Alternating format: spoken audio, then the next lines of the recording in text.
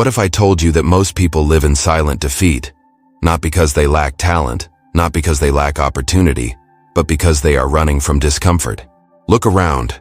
In an age where we have more comfort, more convenience, and more distraction than at any point in human history, why do so many people feel weak, anxious, or lost?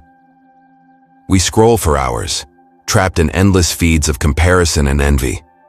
We chase quick pleasures, likes, dopamine hits, superficial validation, yet feel more empty than ever. We drown ourselves in entertainment to escape silence, but the silence inside us only grows louder. Modern life whispers, avoid pain, seek comfort, numb yourself, protect your feelings at all costs. But reality is harsher. The more we run from discomfort, the weaker we become. Comfort is not nourishing us. It is slowly killing us. Now imagine the world of the ancient Romans. Brutal winters, wars at the border, plague sweeping through the cities, betrayal, exile, famine, and sudden death were not exceptions. They were everyday possibilities. Yet from this harsh and unforgiving soil grew some of the strongest minds humanity has ever known. Marcus Aurelius, a Roman emperor who held the fate of an empire in his hands.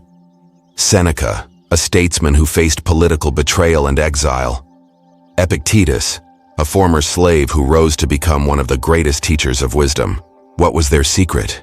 It wasn't luck. It wasn't privilege.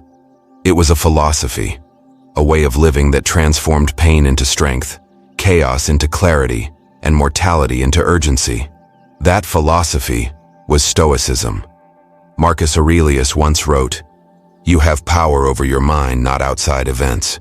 Realize this and you will find strength." This was not just a pretty line to decorate a notebook. It was a battle-tested weapon. For Marcus, these words were not theory. They were survival. He faced betrayal in his court, the collapse of friends he trusted, wars that threatened Rome itself, and a plague that killed thousands. Yet he endured. Not because life was kind, but because he had forged himself to be stronger than life's storms. And here lies the paradox. Life has become easier, but people have become weaker. We are drowning in comfort, yet starving for strength. We avoid pain, yet suffer daily in ways we can't name. We are slaves to envy, fear, anxiety, anger, and fleeting desires. Yet deep inside, we long for the steel backbone that the Stoics carried within them. This is why Stoicism is more relevant now than ever before.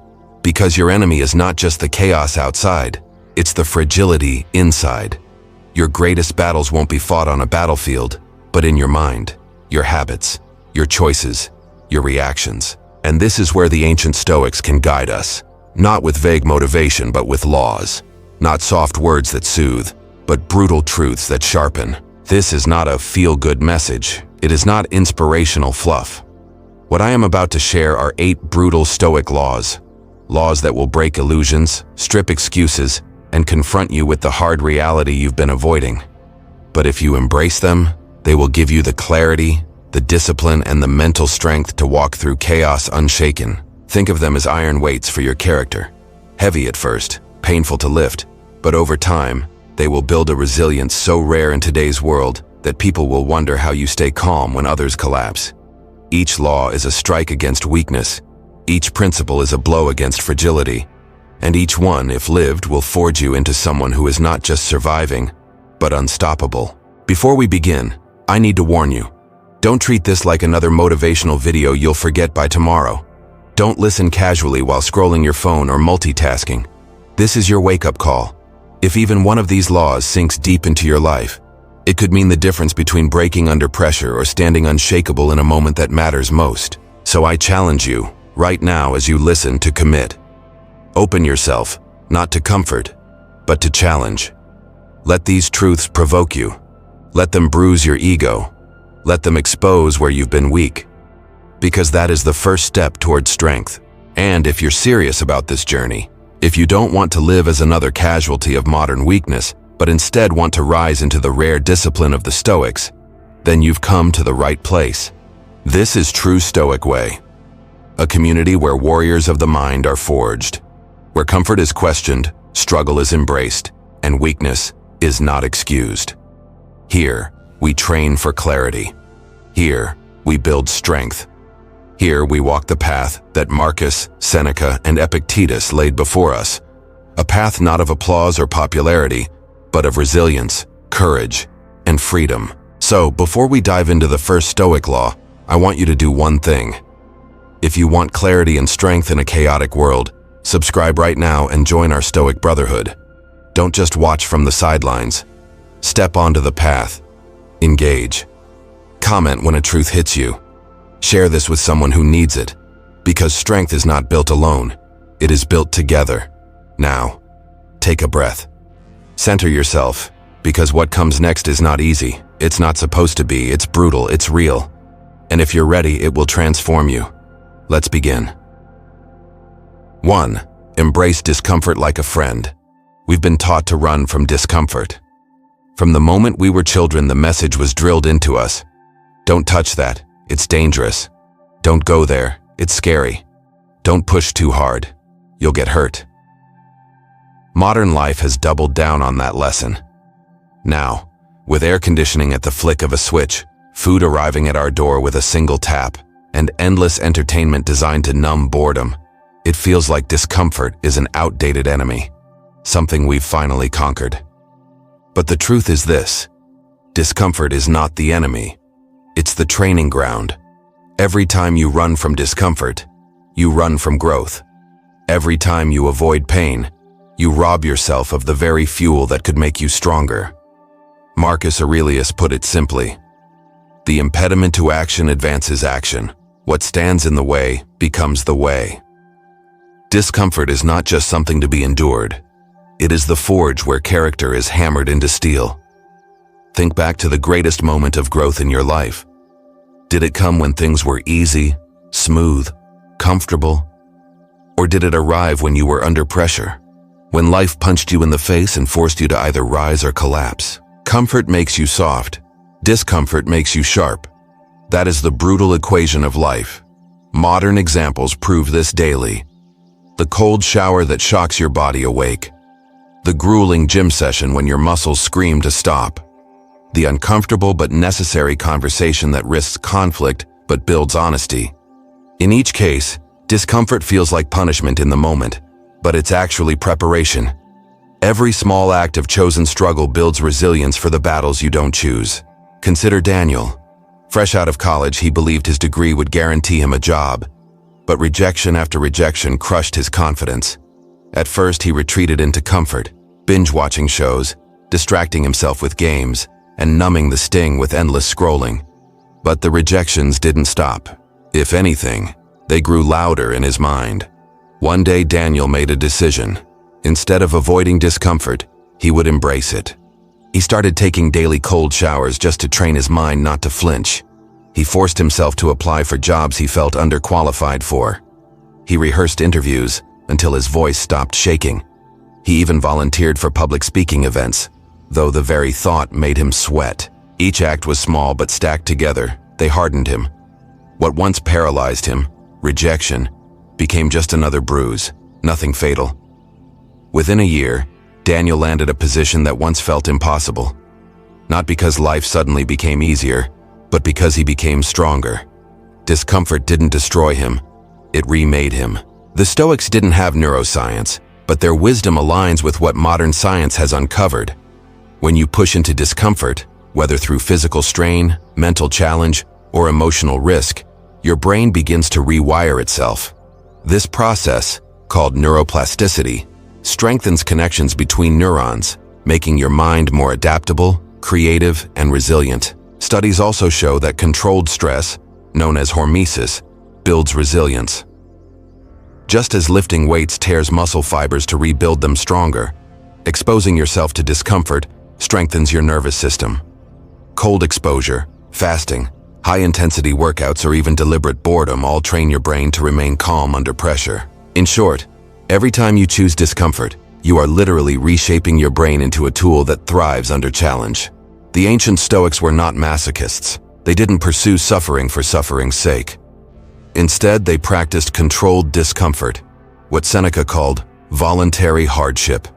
He would sleep on the floor, eat simple bread, and wear rough clothing. Not because he had to, but because he wanted to prepare his mind. If fortune ever stripped away his comforts, he would not be shocked or broken. In today's world, voluntary hardship might mean taking that cold shower when your body begs for warmth, saying no to luxury for a week to remind yourself you don't need it, sitting alone in silence without reaching for your phone, walking into that hard conversation instead of avoiding it. Each act is a sparring session with life. It might bruise you, but it's building you. Here's the paradox. When you stop fearing discomfort, you become free. Pain loses its grip. Fear loses its bite. Suddenly, you can face rejection, failure, even loss with calm, because you've already trained for the storm. The person who avoids discomfort is enslaved by it. The person who embraces discomfort becomes its master. That is the Stoic path. That is the warrior's path. From this moment forward, don't see discomfort as something to dodge. See it as your mirror. It shows you who you are, and more importantly, who you are becoming. So choose one small discomfort today. Maybe it's a cold shower. Maybe it's that conversation you've been avoiding. Maybe it's simply sitting with boredom for 10 minutes without reaching for a screen. Do it. No debate. No excuses. Because this is how warriors are forged. Drop this affirmation in the comments. Discomfort is my training ground. And if this resonates, share this message with someone avoiding their own discomfort. Together, we rise stronger. 2. Stop being owned by your emotions. Look around at the modern world. People are not just scrolling on their phones. They're slaves to the emotions that scrolling provokes. A rude comment online can ruin an entire day. A sudden change of plans can ignite frustration. A lazy mood convinces us to skip the workout, delay the project, or break the promise we made to ourselves. We think we are free, but in truth, many of us live in invisible chains. Chains of anger, chains of anxiety, chains of laziness and despair. And the harsh reality is this: if you are ruled by your emotions, you are not free. The Stoic philosopher Epictetus, once a slave himself, knew this better than anyone. He said, "Any person capable of angering you becomes your master. They can anger you only when you permit yourself to be disturbed by them." Let that sink in. The driver who cuts you off in traffic becomes your master the moment you surrender your peace. The ex who left you becomes your master the moment you hand them your identity. The stranger online becomes your master the moment you let their insult hijack your joy. When your emotions own you, you become a puppet pulled by strings you don't even see. Take, for example, a breakup. Imagine a man named Alex. He poured himself into a relationship, believing it would last forever. But one day, without warning, she left. The pain consumed him. He couldn't eat. He couldn't sleep. Every song reminded him of her. Every thought dragged him back into despair. Anger burned in his chest. Anger at her for leaving. Anger at himself for not being enough. Anger at life for being unfair. Alex was in chains. Not physical chains, but emotional ones.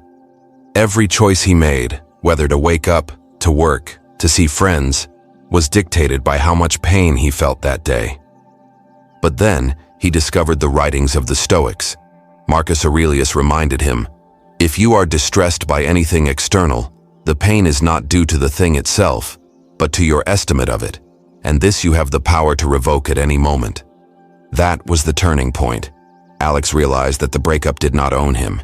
His interpretation of the breakup did. He could not control her decision to leave, but he could control how he framed it. Instead of seeing himself as abandoned, he began to see himself as free to rebuild. Instead of cursing fate, he chose to train his mind. Slowly, Alex began observing his emotions instead of being swallowed by them. He journaled his thoughts. He paused before reacting. He asked himself, "Is this feeling useful right now?"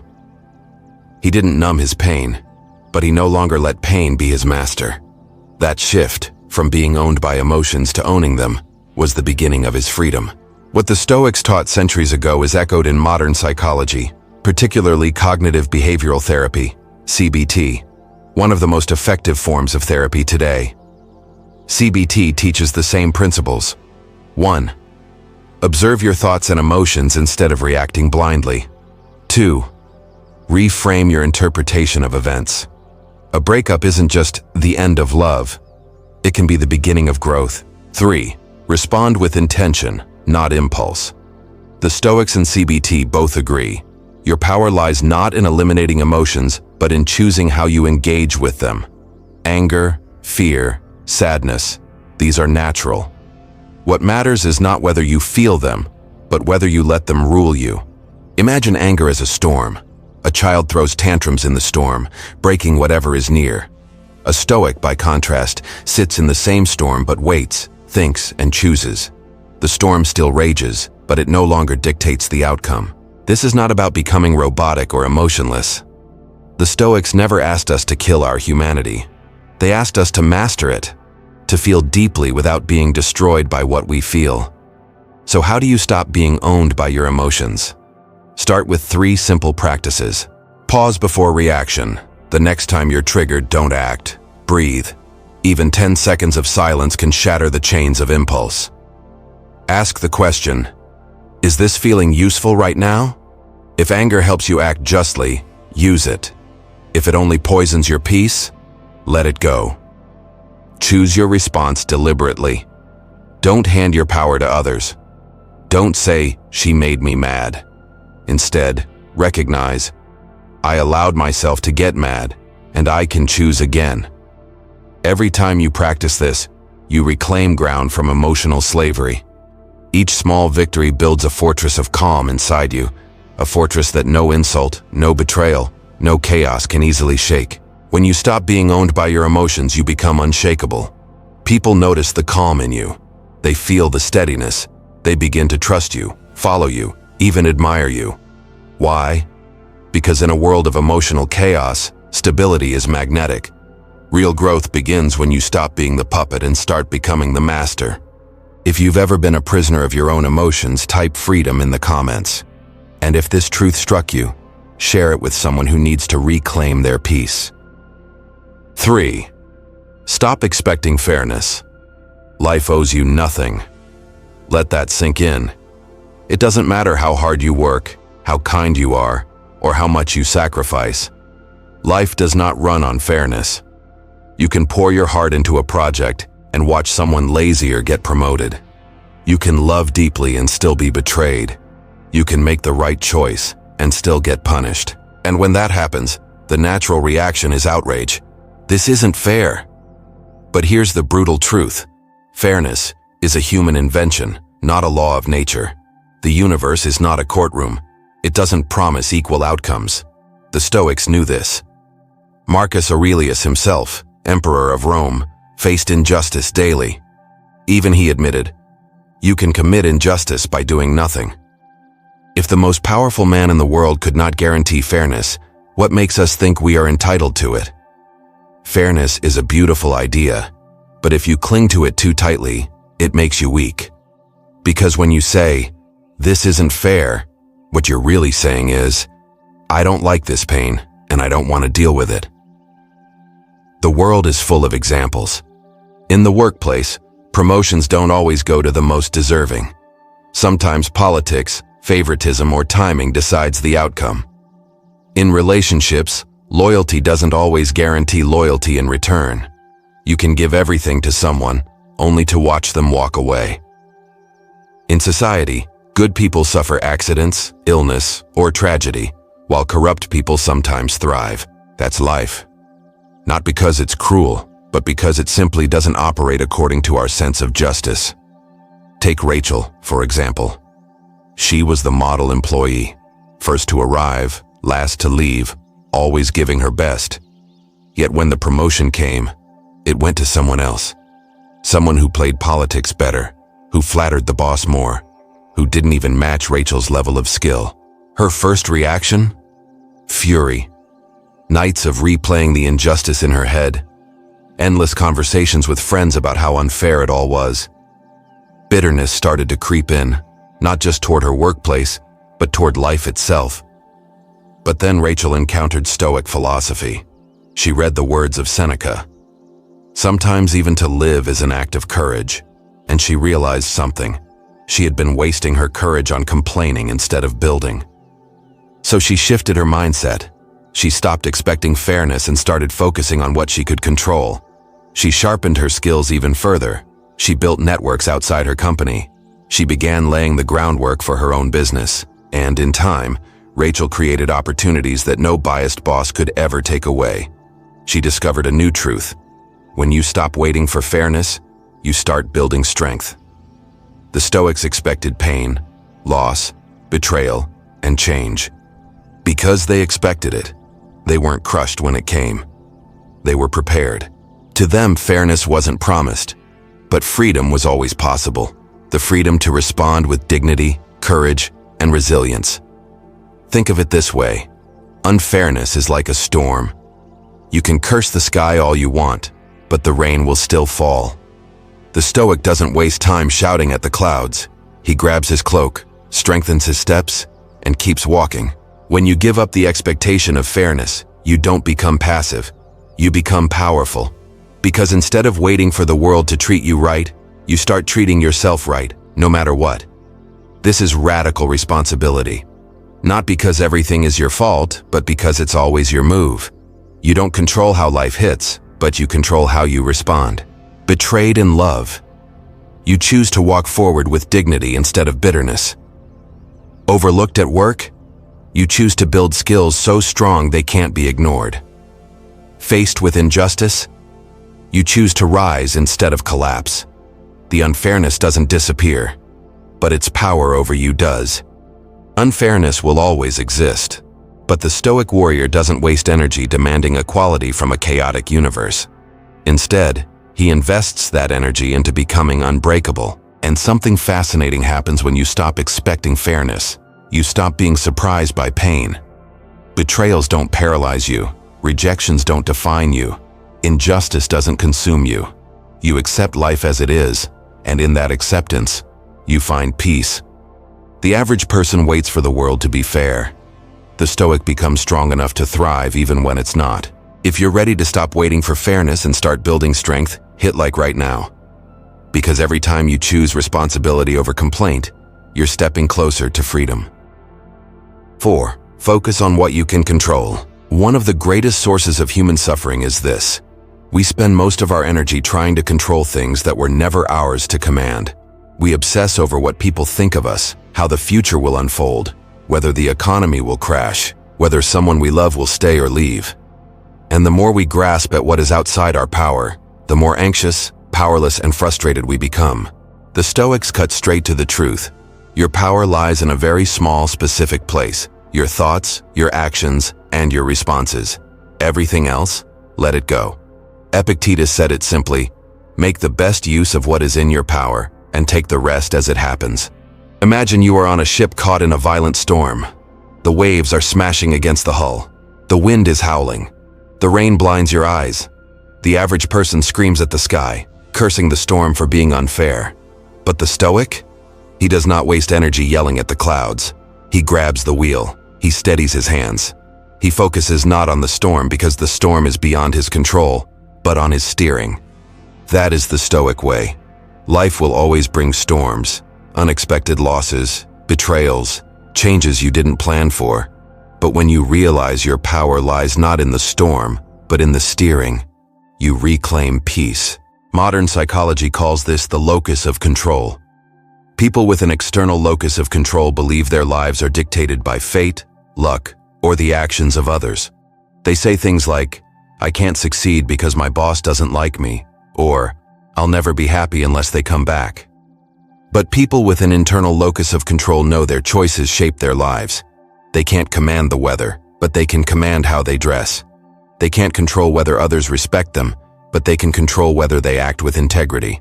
The Stoics mastered the internal locus of control centuries before psychologists gave it a name. They knew that true freedom comes when you stop clinging to what you cannot hold and start mastering what you always carry, your mind. Take Kevin, for example. He worked hard, but his office had one toxic coworker, always gossiping, undermining, and spreading negativity. Kevin wasted months of energy trying to change this person. He argued. He tried to fix him. He replayed conversations in his head at night, crafting clever comebacks. But the toxicity never stopped. If anything, it grew worse, because Kevin kept feeding it his attention. One day, after stumbling across Stoic philosophy, Kevin realized, I can't control him. I can only control me. So Kevin shifted his focus. Instead of fighting gossip, he sharpened his own professionalism. Instead of obsessing over the coworker's behavior, he doubled down on his own work. Instead of wasting energy and anger, he invested it in building calm. The coworker didn't vanish, but Kevin's peace returned. And ironically, people began to notice Kevin's steadiness. They respected him more. The gossip lost power because Kevin stopped giving it oxygen. This is the Stoic way in action. Not changing the world, but changing yourself so that the world loses its grip on your peace. So how do you live this out? Practice this simple rule. Whenever you feel stress, ask yourself one question. Is this within my control? If yes, act with courage. If no, let it go. This sounds simple. It isn't easy. Your mind will fight it. Your ego will demand control. But discipline is learning to release what you cannot command. You can't control the stock market, but you can control your spending and preparation. You can't control if someone loves you, but you can control how you love and whether you keep your dignity intact. You can't control the outcome of every effort, but you can control the effort itself. This shift is powerful, because the moment you stop scattering your energy on what you can't change, you gain immense power over what you can. Marcus Aurelius wrote, "You have power over your mind, not outside events. Realize this, and you will find strength." When you live this truth, you become unshakable. Not because you control everything, but because you no longer need to. The storms can rage, but you steer your ship. The chaos can rise, but you hold your ground. And in a world where most people collapse under what they can't control, that kind of calm is magnetic. Comment below. Control yourself, not the chaos. And if this resonated with you, subscribe for more Stoic clarity. 5. Practice voluntary hardship. We live in an age addicted to comfort. Every inconvenience is instantly erased by technology. Hungry? Order food in minutes. Bored? Open an app. Lonely? Scroll until you feel a brief spark of connection. Comfort surrounds us so completely that many people rarely experience true challenge. But here's the paradox. Comfort doesn't make you stronger. It makes you fragile. The Stoics knew this. They didn't wait for hardship to arrive by surprise. They practiced hardship on purpose. Not because they enjoyed suffering, but because they knew discipline today prevents collapse tomorrow. Seneca, one of the great Stoic philosophers, wrote, "Set aside a certain number of days, during which you shall be content with the scantiest and cheapest fare, with coarse and rough dress, saying to yourself all the while, 'Is this the condition I feared?' By sleeping on the floor, eating simple bread, and wearing rough clothes, Seneca wasn't punishing himself. He was training himself. If fortune ever took away his comforts, he would be ready. We might not live in ancient Rome, but our lives are equally vulnerable to sudden change. You may lose your job, your income, or your health. You may face rejection, isolation, or financial struggle. If you've trained for hardship, you'll be prepared. If you've avoided it your whole life, you'll break. So how do we practice voluntary hardship today? It can be simple but powerful. Fasting for 24 hours to remind yourself you control your hunger, not the other way around. Cold showers to build resilience against discomfort. Digital detox, putting your phone away for a day, resisting the constant pull of distraction. Saying no to luxury you can afford, just to prove you don't depend on it. Waking up early when your body screams for more sleep. Each of these practices chips away at weakness and builds a reservoir of strength you can draw on when real adversity strikes. Modern neuroscience supports what the Stoics intuited centuries ago. Psychologists call it stress inoculation. Just like a vaccine exposes your body to a weakened virus so you can build immunity, exposing yourself to small doses of stress builds resilience. Cold exposure, fasting, or physical training trigger controlled stress responses in the body. Over time, your nervous system adapts. You become less reactive, calmer under pressure, more capable of handling real crises. Think of it as a gym for the mind. Each voluntary hardship is a weight lifted, a muscle strengthened, a layer of toughness added to your character. Jason, a young professional, found himself spiraling in modern comfort traps. He tracked his screen time and discovered he was spending nearly 6 hours a day on his phone. Most of it scrolling, numbing, escaping. Whenever he felt bored, anxious, or lonely, he reached for his device. At first it seemed harmless, but over time Jason noticed he couldn't focus at work. His sleep was broken, his relationships felt shallow. Worst of all, he felt weak, like he had no control over his own attention. Then he came across Stoic philosophy and decided to test voluntary hardship in his own life. His first step? A social media fast. He deleted every app for a week. The first 2 days were brutal. His fingers twitched toward his phone, his brain screamed for the easy dopamine hits. But he resisted. By day 3, something shifted. His mind felt clearer. He started reading again. He had deeper conversations. He even picked up a long-forgotten hobby, writing. After that week, Jason reintroduced technology, but this time on his terms. He scheduled strict times for online use. He chose control over compulsion. The result? Jason didn't just reclaim his focus, he reclaimed himself. By practicing a voluntary hardship, he discovered a strength he never knew he had. Here's the truth. Hardship is coming, whether you invite it or not. The question is whether you'll meet it untrained and fragile, or trained and ready. The person who practices voluntary hardship is never shocked by life's storms. When adversity strikes, they don't ask, "Why me?" They think, "I've trained for this." That mindset alone can turn panic into composure, chaos into clarity. So ask yourself, what hardship will you practice this week? Will you fast for a day? Will you take a cold shower? Will you put your phone down and face silence? Will you say no to a comfort you could easily indulge in? Whatever it is, commit. Don't wait for life to strip away your comforts by force. Strip them away by choice and discover the freedom on the other side. What hardship will you practice this week? Share it below. Because every act of chosen discomfort is a step toward becoming unbreakable. 6. Detach from outcomes. Love the process. We live in a world obsessed with results. Win the trophy. Land the promotion. Get the likes. Earn the money. Be admired. From childhood, we are conditioned to measure our worth by outcomes. Grades, scores, paychecks, applause. But here's the problem. When your identity is tied to outcomes, you become fragile. Because outcomes are never fully in your control. You can pour your soul into a project and still watch it fail. You can train for years and still lose the game. You can love deeply and still be left behind.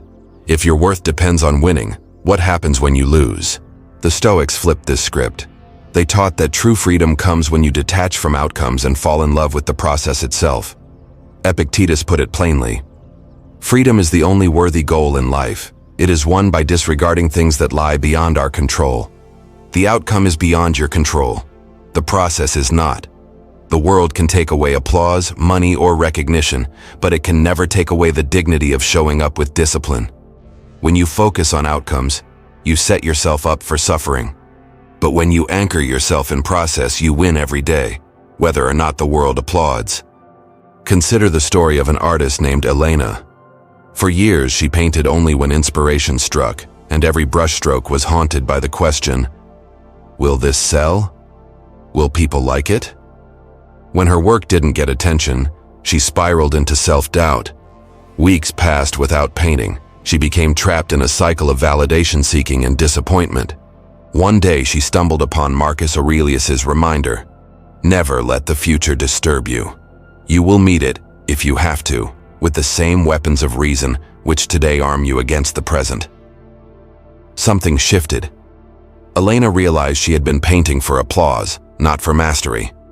So she made a commitment. Paint every single day, not for likes, not for money, but simply to sharpen her craft. At first, it was grueling. Some days she hated what she created. Some days no one noticed. But slowly, the process itself became rewarding. She discovered joy in the brushstrokes, in the discipline of showing up, in the quiet victory of growth. Ironically, once she stopped obsessing over outcomes, her work flourished. Her skill deepened. People began to notice. Commissions came. Recognition followed. But by then, she didn't crave it. She already had her reward: mastery. Modern psychology echoes this Stoic wisdom through what Carol Dweck calls the growth mindset. People with a fixed mindset tie their worth to outcomes. If I fail, I'm worthless. But people with a growth mindset focus on learning, improvement, and effort. For them, failure is not an identity, it's feedback. This is why Stoicism and the growth mindset align so powerfully. Both teach us to anchor identity in process, not in results. Because when you fall in love with the work itself, writing, training, building, loving, you always win. Even if the external outcome is not what you hoped, the internal victory is yours. The paradox is this: the more you cling to results, the less likely you are to achieve them. Desperation makes you sloppy. Fear of failure paralyzes action. But when you detach, when you say, "My worth is not tied to success or failure, but to showing up with discipline," you perform with clarity and courage. This is why Stoics often outperformed even in worldly terms. They weren't desperate. They weren't fragile. They worked with calm consistency, and results naturally followed. So how do you detach from outcomes? Start here. Redefine winning. Don't define victory as beating others. Define it as showing up with discipline. Create daily rituals. Write, train, or build at the same time every day, regardless of mood. See failure as feedback. When results don't match your hopes, don't collapse. Ask, what can I learn? How can I grow? Find joy in the process. Don't wait for applause. Let the act itself be the reward. The moment you detach your identity from results, you become unbreakable. Failures sting, but they no longer define you. Success excites, but it no longer enslaves you. You walk the Stoic path, not fragile, but free. And ironically, once you stop needing the outcome, you often achieve more. Because now you are calm, grounded, focused. You show up not as a desperate seeker of validation, but as a master of the craft itself. If you're focused on process over outcome, you're already winning. Join the Stoic path by subscribing. 7. Embrace death. Live with urgency. Most people live as if they will live forever. They waste hours scrolling through meaningless feeds, arguing over trivialities, clinging to toxic relationships, or postponing their dreams until someday. But the Stoics warned us, someday is the most dangerous illusion of all. Marcus Aurelius wrote, "You could leave life right now. Let that determine what you do, say, and think." This is the Stoic principle of memento mori. Remember that you will die. At first glance, it sounds grim, but for the Stoics, it was the key to truly living. Why remember death? To most people, death is a subject to avoid. They act as though ignoring it will make it disappear. But denial only leads to procrastination. We delay what matters because we trick ourselves into believing there will always be more time. The Stoics took the opposite approach. They meditated on death daily, not to become dark, but to become urgent. By remembering that life is finite, they freed themselves from wasting it. Seneca once wrote, "It is not that we have a short time to live, but that we waste a lot of it." The problem isn't the length of life. The problem is how much of it slips through our fingers while we're distracted. Modern psychology confirms this ancient wisdom through what researchers call mortality salience, the awareness of death. Studies show that when people are reminded of their mortality, they sharpen their focus on values, relationships, and meaningful goals. It's as if the brain, when confronted with the reality of death, suddenly wakes up. Petty concerns shrink. Time-wasting habits lose appeal. What matters most comes into view. This is why memento mori is not morbid. It's liberating. It pulls us out of the fog of trivial pursuits and forces us to live with clarity. Consider Daniel. He had a bitter argument with his brother, and for months they didn't speak. Each day Daniel thought about reaching out, but pride whispered, "Not today." Wait until he apologizes first. Then came the phone call. His brother had died in a sudden accident. The weight crushed him, not just grief but regret. All those wasted days of silence, all the moments he could have chosen love instead of pride. Gone. That is the cruel reminder. Time does not wait for us to heal, to forgive, to live.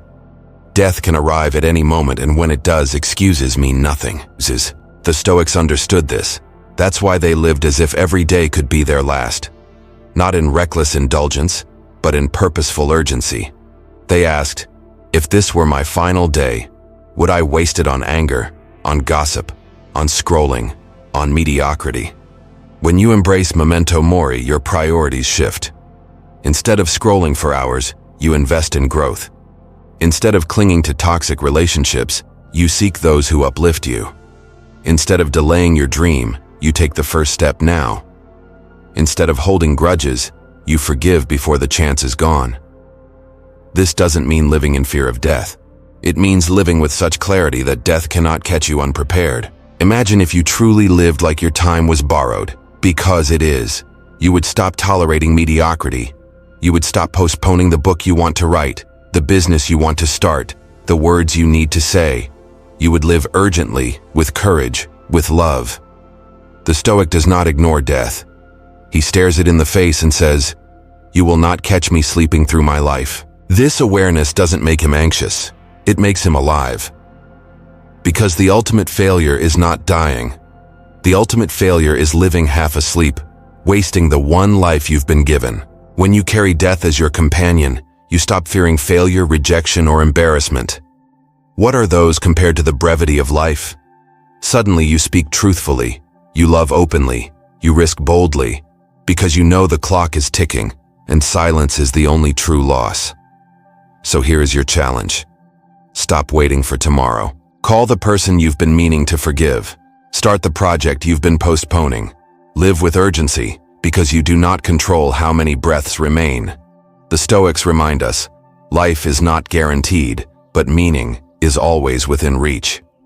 Don't wait for tomorrow. Live urgently. Share this video with someone who needs the reminder. 8. Be a warrior for virtue, not approval. In today's world, people live for the crowd. They measure their worth by likes, followers, applause, and attention. They bend their values to stay popular, chase trends to stay relevant, and hide their truth to avoid criticism. But the Stoics warned us, the pursuit of approval is a trap. Marcus Aurelius wrote, "Just that you do the right thing. The rest doesn't matter. Cold or warm, tired or well-rested, despised or honored, dying or busy with other assignments." For the Stoics, life was never about impressing the crowd. It was about building a soul that could not be bought. Virtue means living in alignment with your deepest values: honesty, courage, justice, self-control.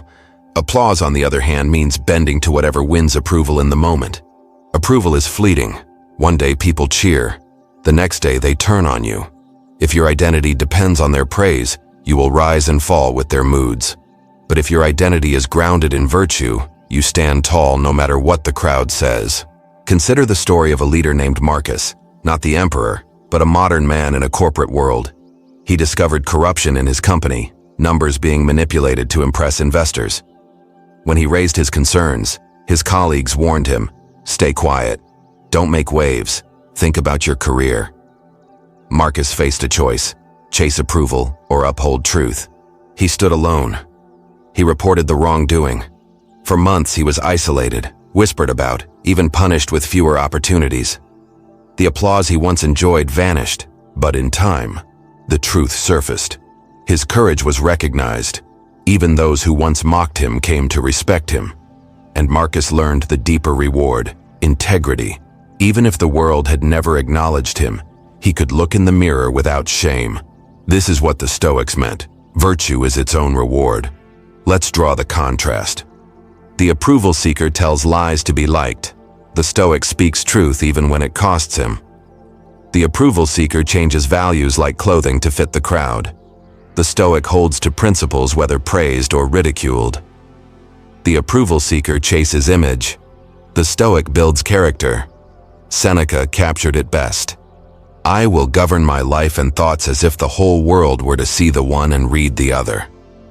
That is real power, living so honestly that even if every detail of your life were exposed, you would not be ashamed. When you no longer need the crowd's applause, you become untouchable. You stop compromising your soul for popularity. You stop living in fear of being disliked. You act not for praise, but because it is right. And ironically, when you stop needing approval, people respect you more. The one who seeks applause rarely earns it, but the one who lives with integrity, even in silence, becomes magnetic. The Stoics understood. You don't control how others perceive you, but you do control whether you live in alignment with your values. And that alignment, that unshakable commitment to virtue, is what makes you unstoppable. So how do you live as a warrior for virtue? Tell the truth even when it costs you. Keep your word even when it hurts. Do the right thing even when no one is watching. Act with justice even when others act with selfishness. Every small act of integrity builds a soul that cannot be bought.